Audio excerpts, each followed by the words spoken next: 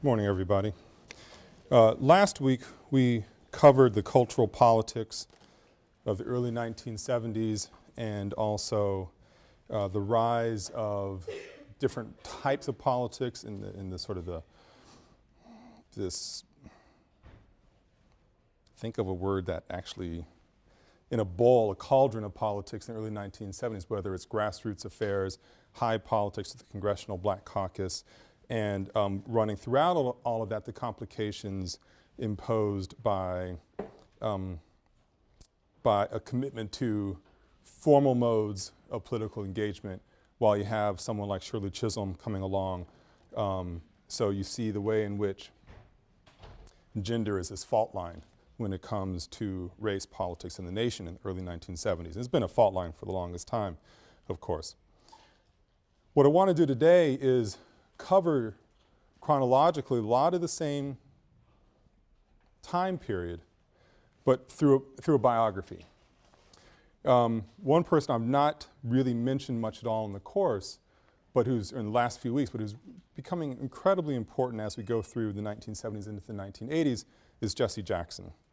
So I want to focus on this sort of political biography of this person as a way to help us understand, maybe even summarize really, the shifting cultural politics of the 1960s, the rise of a different array of politics in the 1970s, and then heading us into really what is this week is mainly about is high politics as far in the as the way they are expressed through presidential politics. So basically at any given moment you could go through high, low, medium levels of politics.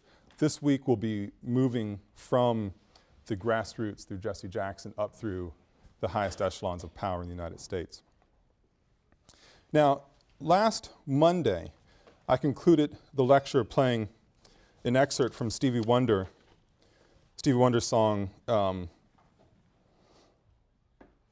Big Brother from 1972. One of the lines, I don't expect you to remember it, he's talking about, "My name is nobody," and saying, you, the person listening, the man, your name is Big Brother. And I mentioned last Monday how that's actually a hearkening to Jesse Jackson's own politics, and you'll see this coming out in the middle of today's lecture. So this is just to point out these are overlapping time periods. So Jesse Jackson. The most basic biography, starting with him as a college student. He graduates from North Carolina Agricultural and Technical University down in Greensboro, North Carolina. Same school where before he matriculated, 4 young men marched into Woolworths and started the famous bus boycott, the sit-in movement. So Jackson, although not politically engaged when he gets to campus, knows that he's arrived at a place that is suffused with now a young but very vibrant history of political engagement in the student politics of the era. He goes through A&T, graduates, and while he's in college, finally decides to answer a call he'd been struggling with for a long time, and that's a call to faith. So he goes to Chicago Theological Seminary. He's in seminary when the SNCC marchers led by John Lewis get attacked by the police and turns into Bloody Sunday. He leaves Chicago, this is 65 of course, he leaves Chicago and heads down to Selma. You know, he is like thousands of other African American, white, brown, whatever, individuals who come to Selma to try to be part of the solution. He's in Alabama, and he joins other young civil rights workers on the ground, a number of whom have gone on to great fame and then also infamy. People like Marion Barry, the former mayor of Washington, D.C., for example, was a fantastically important active civil rights activist during this era. Jackson, in the midst of these other clearly talented people, he still stands out. More than anything else, he stands out because of his ability to speak. He is, whatever you might think of his politics, he is clearly one of the great speakers in our moment, in our lives. And essentially, he talks his way through sheer force of will and charisma. He talks his way into the inner circle of leaders. He's no longer just a foot soldier down there trying to complete this march from Selma to Montgomery. He sees himself really having an important role to play in the inner circle. And in short notice, he's actually now in King's inner circle. So he's right around the leader of this moment. Very early on, there begins to be whispers about Jesse Jackson. A little bit too good to believe, an incredible opportunist, unbridled ambition. And these are all, concerns that have followed Jackson throughout his entire political career, of course, but they're starting at that very moment. The SCLC, bless you, the SCLC sensing that they've got somebody special in their midst who can really make a difference, he's engaged in something, sends him back to Chicago. In the leadership of the SCLC, King included, bless you. I thought I heard another sneeze coming. It is allergy season after all. They see Jackson as a person who can sort of establish a beachhead for SCLC, dealing with economic issues. Now remember, SCLC heads to Chicago in '66. So Jackson is sent there to sort of pave the ground and get things set up. What he does when he gets there is sets up a group called Operation Breadbasket. And it is a group underneath SCLC's umbrella. Operation Breadbasket is solely based in Chicago. And with Jackson's great charisma and power, he starts having great success and starts developing real powerful leadership networks, kinships in Chicago. Now, what was Operation Breadbasket all about? It was about trying to diversify business opportunities and service in the black community in Chicago. This is a highly segregated city, very large and densely packed neighborhood in the south side of Chicago, much more than a neighborhood. And Jackson uses a strategy he's maintained for decades. That's the economic boycott. So Operation Breadbasket is organized around the idea we will boycott, we'll gather together black consumer purchasing power. And we will boycott Chicago companies that don't conduct better business practices in black communities. Because Jackson has been so successful at getting people together. I mean, Operation Breadbasket is doing all the classic things that civil rights groups are doing, have done throughout the breadth of this course. I mean, they're also, putting food on people's tables. They're providing job banks. They're doing basic education. But companies quickly concede because Operation Breadbasket it's working. And so you see companies start hiring black managers. This is important. I mean, this is different than the boycotts in the past, like A. Philip Randolph was threatening, where he's trying to get as many black workers on the factory floor, thinking back to the defense industry jobs in World War II.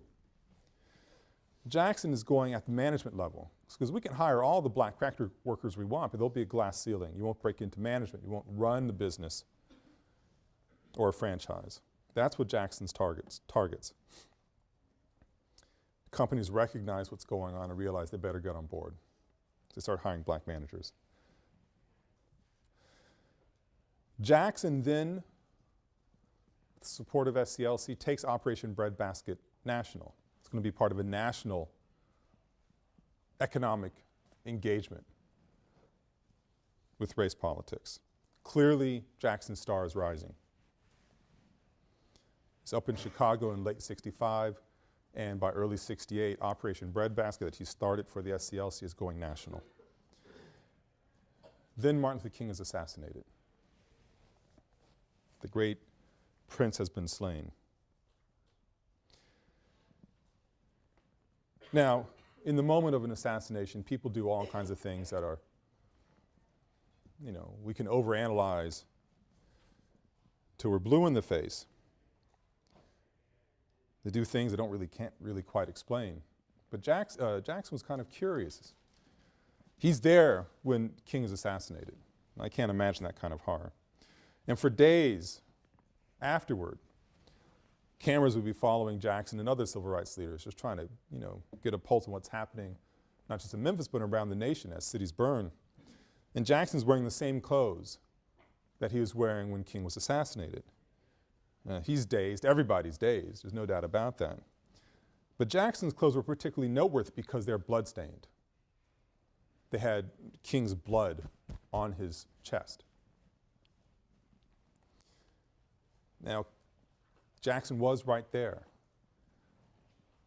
There's blood going to be everywhere. Certainly can excuse him for not changing clothes for a few days. And then this is where things get interesting, is that people start grousing. When Jackson said he's going, was going down to King's body to try to stop the bleeding. And he had blood on his shirt and hands just wiped on his shirt without thinking about it. It's a natural kind of reaction. Others start saying Jackson deliberately put his hands in King's blood and deliberately wiped it on his shirt. Now, I have no idea what is true. But the fact is, this is the level of the conversation within sort of closer circles around King, trying to understand what the heck is Jackson doing. So you see Jackson with the bloody shirt then being caught in this interpretive moment. Is he a symbol, is this bloody shirt a symbol of the nation's guilt? Or was the blood on Jackson's shirt the symbol of his own anointment of his leadership status within Black America? Now, helping understand some of that really aggressive critique of Jackson, people thought, what's he actually doing here? It's important to understand that when SCLC sent Jackson up to be an economic, set the groundwork in Chicago, a number of them were just trying to get him out of the South. The man wouldn't stop talking, apparently. And King, according to some reports, just get this kid out of here, send him to Chicago, have him do something. No one expected him to succeed. But he does succeed. And his success burnishes his ego, which is certainly substantial. And without great surprise, his great success also causes friction. Nothing breeds contempt like success, after all. So as Operation Breadbasket continues to grow, as Jackson seems to declare himself, if not the, then one of the most important leaders in Black America after King's assassination, and there's certainly enough confusion where that kind of claim would make sense,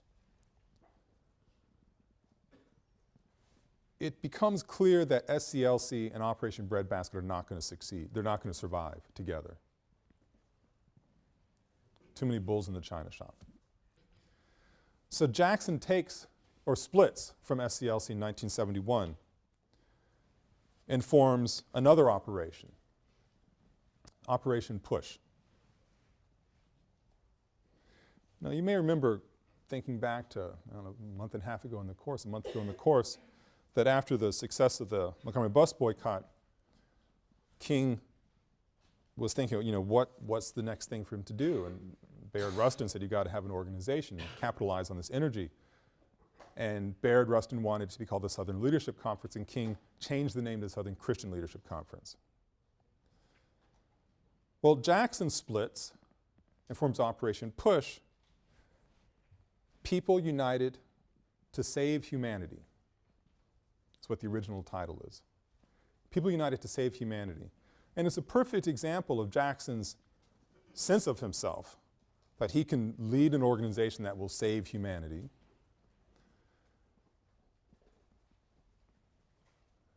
But he had advisors as well and say, you know, Jesse, it's a bit much. Heck, you're not even 30 years old yet. So the name of the operation was changed before it went public to Operation Push, People United to Serve Humanity. Much more in spirit with the Christian ethos that Jackson stood for. So Operation Push is Chicago-based. This is Jackson's bedrock organizing center. Its goal is very much like Operation Breadbasket, which is black empowerment. And through Operation Push, Jackson essentially becomes the black ambassador to white corporate America. This is going through the 1970s. You know, think of this moment where we're past the black political assembly, where you now have the Congressional Black Caucus formed. You have real power, people in positions of political power in Congress.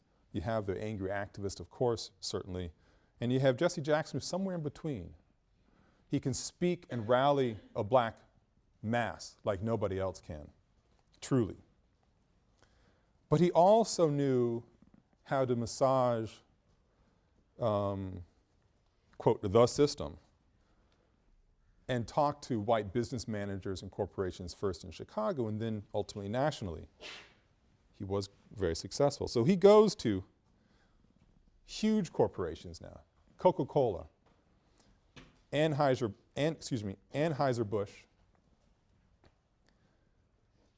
Kentucky Fried Chicken, Burger King. He's going to these businesses knowing that there was a disproportionate amount of black purchasing power related to these corporations and their products. And he threatens a national boycott of all of these brands unless blacks begin to receive leadership roles in these organizations. So now we've traversed the 1970s. Now we're in 1981.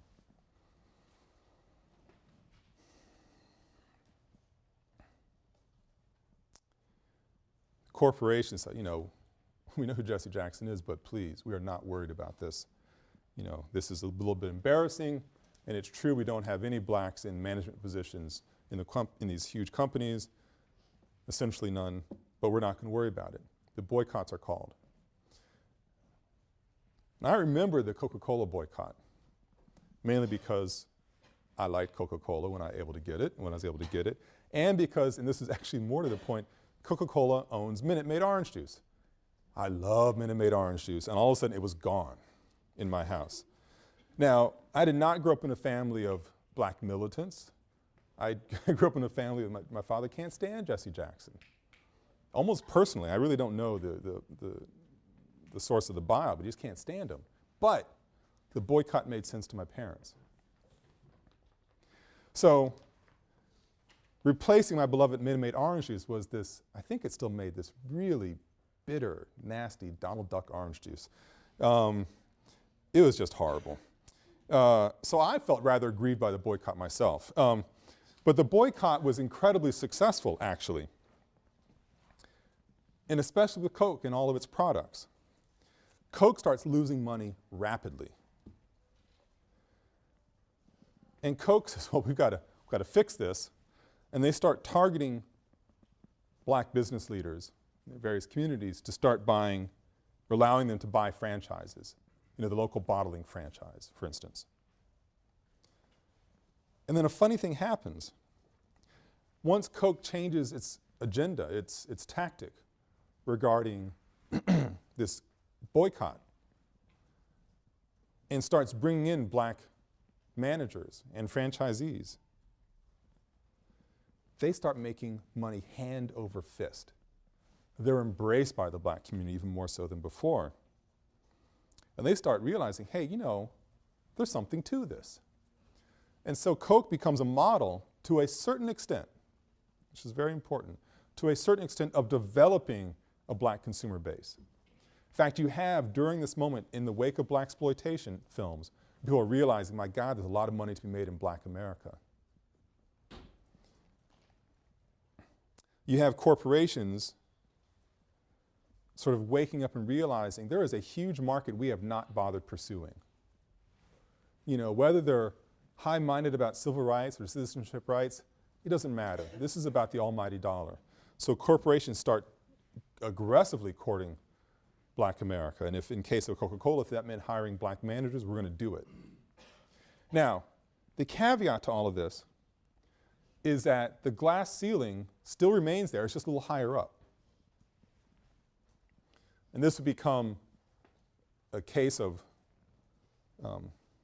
great bitterness, this phenomenon, as we go through the 1980s into the 1990s, as this first generation of black managers, and women managers as well, start trying to move further up in the hierarchy, and they're stopped. And you actually have lawsuits following in Coca-Cola. Texaco was quite famous in the mid to late 1990s as well for a very powerful, powerfully coherent glass ceiling. But in the early 80s, something's changed, and Jesse Jackson is the person who led that change. Now, the success of the boycott with Coca-Cola and other corporations inspires Jackson to do something more, and he's going to run for presidential office. He runs in 1984, which is the largest symbolic campaign that is practically scuttled from the start by Jackson's loose sort of politics make strange bedfellows affiliation with Louis Farrakhan from the Nation of Islam.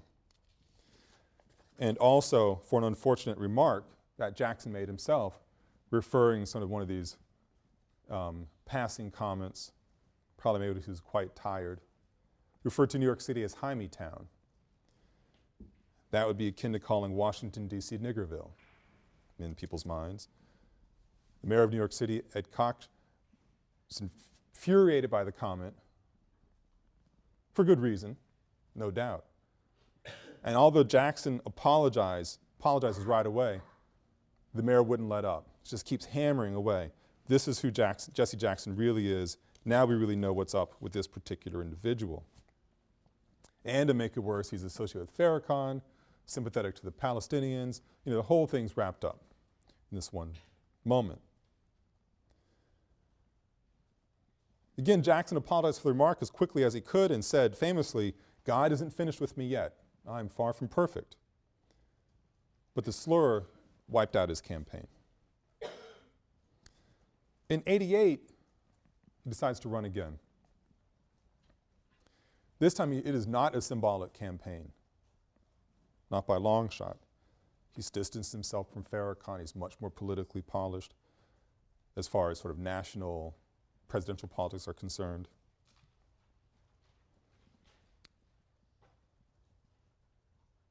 And in fact, in '88, he terrifies Democratic leadership when he starts beating their people, their likely candidates.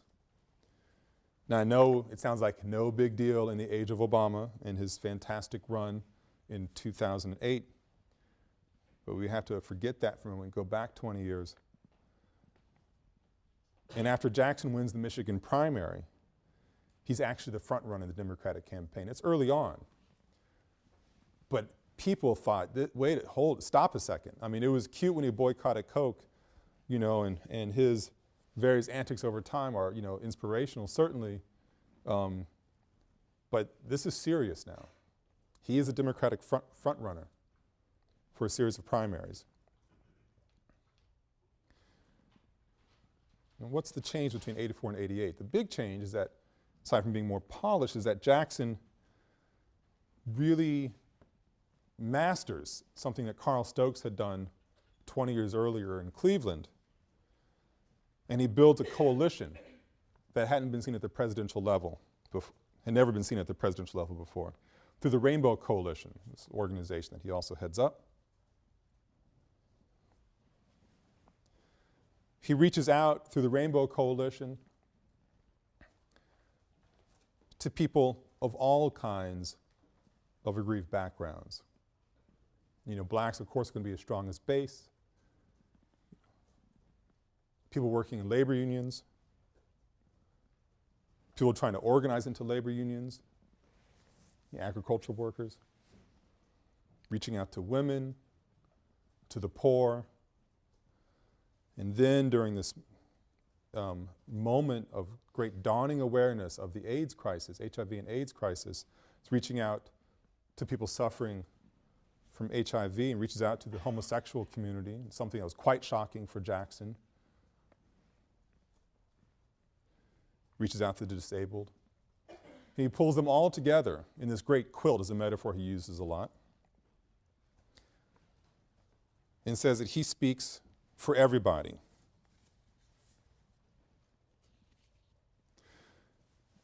Now, Jackson does not win the nomination. Dukakis does.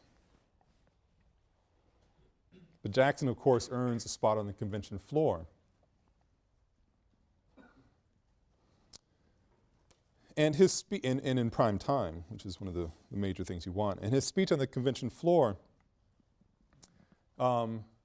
is considered one of the classics of the genre. He reaches out during the course of his speech to the coalition I just talked to you about. Talks about this great quilt to be made of everyone's separate patches. He criticizes Ronald Reagan aggressively, especially his what he refers to as Reaganomics, system of economic reform that radically cut taxes to the wealthy, and the idea that they would get a lot more money and they'd invest more in society, and then it would trickle down the investments to the middle and working classes, trickle down economics, something that Jesse Jackson thought had ravaged the American economy and the working class in particular. And he sees Reaganomics as quite morally bankrupt.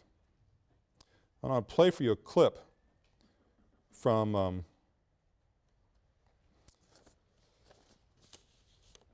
the nomination speech, the convention speech, excuse me.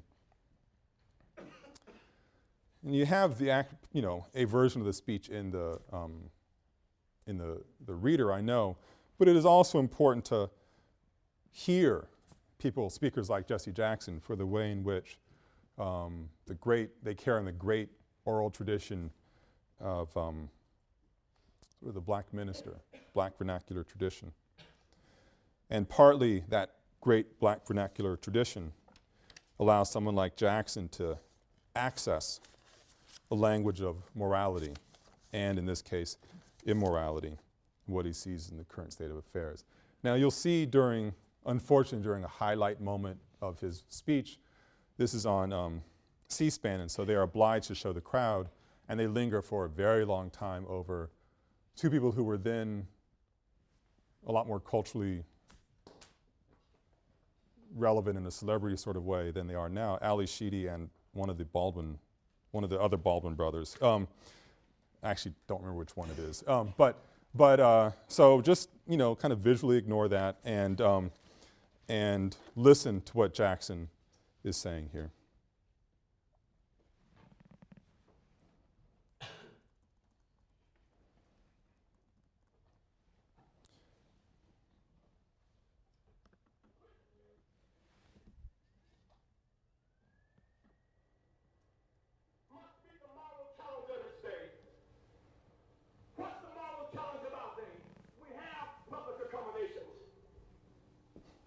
Who have the right to vote.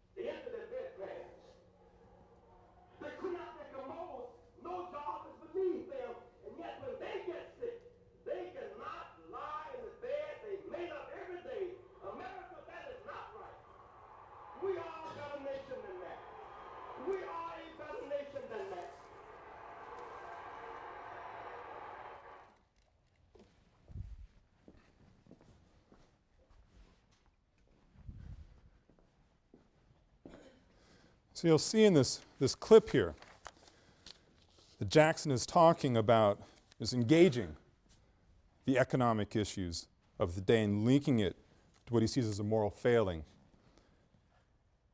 of the leadership of the moment. Jackson is speaking against, in addition to, this economic logic that was a sort of reverse Robin Hood, this trickle-down economics. He's also speaking about a culture of covert racial politics that has come to define much of the 1980s. Now, doing a quick survey, going backwards now to the early 1970s. President Nixon is in office.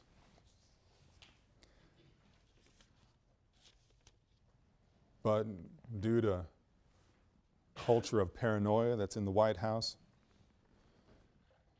his whole presidency goes up in flames in Watergate. Gerald Ford is brought into office after Nixon's former president had to be let go. Nixon was actually pretty good on affirmative action issues, but used in terms of trying to create job opportunities for African Americans, but he used it in a rather vicious way as a wedge issue to sort of break apart blacks and labor unions. Labor unions having very troubled relationship to affirmative action because it disrupted the traditions of seniority. So Nixon uses affirmative action as a tactic. Ford comes in office and he's better on civil rights, but overall a lukewarm presidency on civil rights issues. And he's really, as it turns out, a transitional president. And then this mystery from Plains, Georgia, Jimmy Carter, former governor of Georgia, sort of comes out of the blue, a very moderate Democrat who now, as our politics have gotten more conservative in this country, looks like some kind of crazy liberal often. He's a very moderate Democrat. And actually, on racial issues, it's actually pretty progressive, speaking of a southern tradition of governors, certainly. Carter is able to speak to black America unlike previous presidents had been able to. He wins huge black vote, 90% of the black vote. 5.2 million blacks vote for Carter. He wins by 1.7 million votes. Now, whenever people talk about this population, that population, got someone elected into office, and you can cut and slice the statistics any way you can. But the belief was certainly there that the black vote delivered Carter into the White House. And there was an expectation of return. So while Jesse Jackson's organizing economic boycotts and developing into the star that he would really become, Carter is wrestling over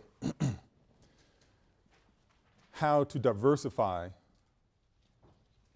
the executive branch of the federal government. He starts making numerous appointments, African Americans.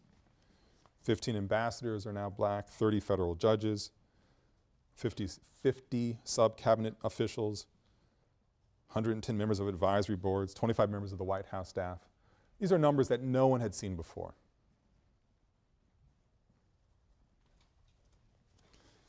And we really are, there's a statistic that's worth keeping in mind. We aren't out of the woods when it comes to thinking about numbers and race in political office, by the way.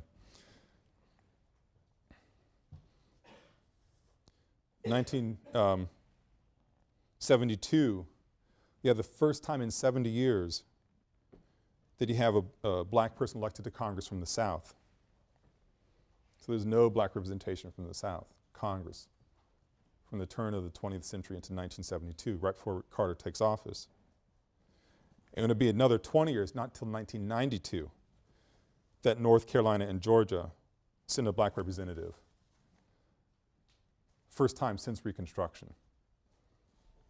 So when we're talking about putting White House appointees in place, it may sound kind of trivial today, but you need to understand that there has been an erasure of black presence at the federal level especially from the South, and Carter brings up an army of Southern folks into the White House. One of the slams against him is that he didn't understand D.C. In fact, he tried to play himself against D.C., and he brought in all these Southern yokels, this is the critique, that didn't understand how to navigate D.C. But he brought up these traditions as well, tradition of black erasure, but Carter changes that. So he's seen as a real progressive in that regard. But still there's controversy. Andrew Young, former civil rights activist extraordinaire, he's a United Nations ambassador, big deal, but meets with Yasser Arafat without authorization. He's forced to resign. There's this always lingering connection between African Americans and the Jewish question in the Middle East and Palestine. But what really does Carter in is not sort of black advisors doing things with great independence. Basically, it's a largely ineffective presidency. The economy that had gone in the tank during the Nixon and Ford administration stays in the tank with Carter. Students in Iran capture the U.S. embassy and start keep hostages. Keeps them for the remainder of the Carter presidency. Carter actually tried to have this incredible raid, storm the embassy, and then it was destroyed by complete ineptitude in the deserts, and Carter was exposed for being just ineffective across the board. Seeing an opportunity, try to step in and bring back America's pride. Oh, one thing I forgot to mention, part of the economic challenges here is the incredible oil crises. So the Middle East is rising up in a coherent way that hadn't been seen before and is crippling the United States over oil. This is a period of incredible rationing of oil, where I know in Maryland, where I was living at the time with my parents, depending on your license plate number, you could get gasoline on Monday, Wednesday, and Friday, or Tuesday, Thursday, and Saturday. That was it. And my parents would go and get gasoline at the local store, and they'd be gone for 3 hours because the line was miles long just to get gasoline. The country was caught in a vice grip. And the former governor from California, Ronald Reagan, sees this as a great opportunity to finally realize his presidential goals. He runs on a campaign of trying to bring pride back to the United States. You know, embolden the American presence overseas. He has this idea about a new economic model that plenty of people are willing to try because nothing else is working. And Reagan, with his incredible oratorical gifts, are really quite stunning. Only Clinton and Obama can come close to Reagan's gifts, and they actually model themselves off Reagan's oratorical styles. Reagan ultimately wins in a landslide, wipes out a sitting president. And he's given carte blanche to set a new agenda for the country, set a new agenda in Washington, D.C. He runs on a platform, largely, saying that government is the problem. Something we've all become quite familiar hearing from political conservatives, and now especially the fringe Tea Party, the political fringe in the Tea Party, that the federal government is the problem. And that if we could just go back to the day when the federal government wasn't so intrusive, we'd find our way out of this mess.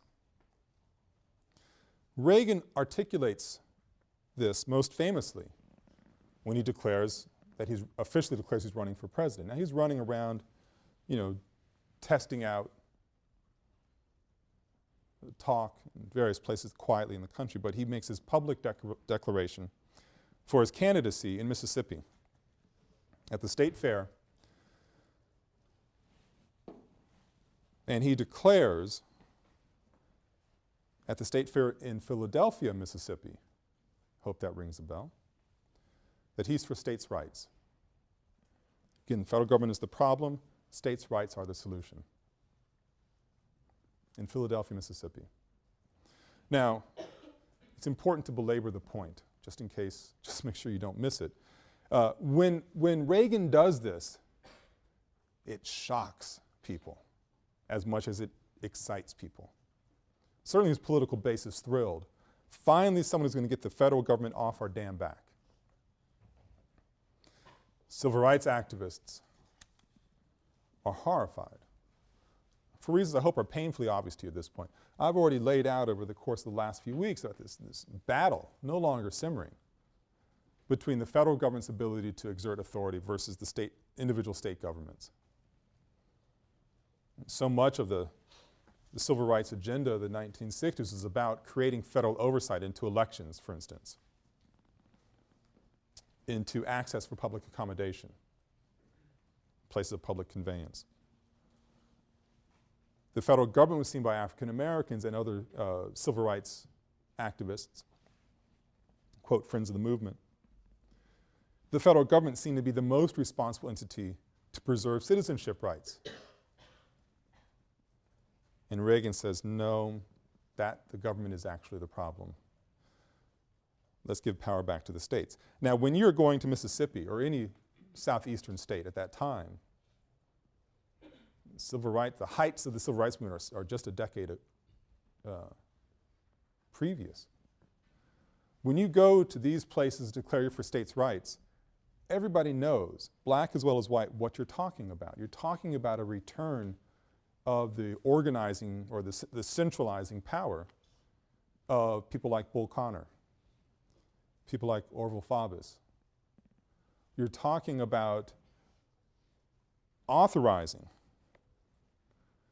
the economic power of citizens' councils, talking about supporting in covert ways the Ku Klux Klan in the worst of the situations. Now, I mentioned a few moments ago that Jesse Jackson's fighting against economic policies, this is in his speech in '88, the economic policies that Reagan puts into motion after he wins the presidency. And he's also fighting against an era, I should say, of covert racial politics. And this is where Reagan's announcement is so particularly important. Reagan never mentions anything about race when he declares for the presidency. But when you talk about states' rights in Philadelphia, Mississippi, the site where Schwerner, Goodman, and Cheney were disappeared, people understand what you're talking about.